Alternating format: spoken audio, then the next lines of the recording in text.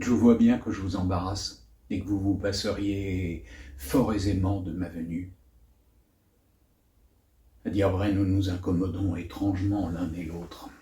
Et si vous êtes là de me voir, je suis bien las aussi de vos déportements. Hélas, que nous savons peu ce que nous faisons quand nous ne laissons pas au ciel le soin des choses qu'il nous faut, quand nous voulons être plus avisés que lui et que nous venons à l'importuner par nos souhaits aveugles et nos demandes inconsidérées. J'ai souhaité un fils avec des ardeurs non pareilles. Je l'ai demandé sans relâche,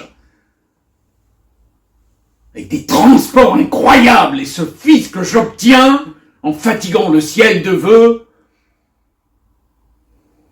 est le chagrin et le supplice de cette vie même dont je croyais qu'il devait être la joie et la consolation.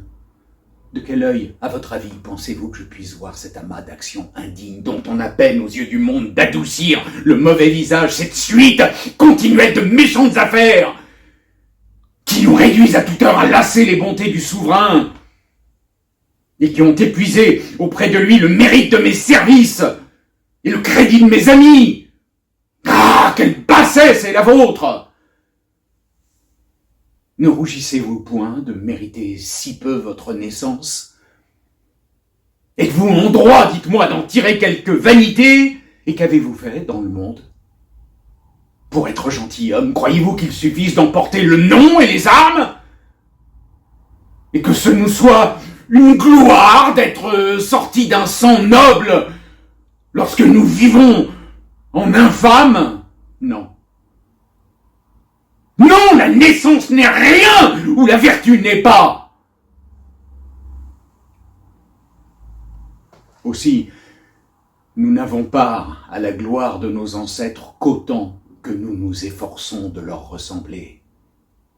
Et cet éclat de leurs actions qu'ils répandent sur nous nous impose un engagement de leur faire le même honneur, de suivre les pas qu'ils nous tracent et de ne point dégénérer de leur vertu si nous voulons être estimés leurs véritables descendants. Ainsi vous descendez en vain des aïeux dont vous êtes nés.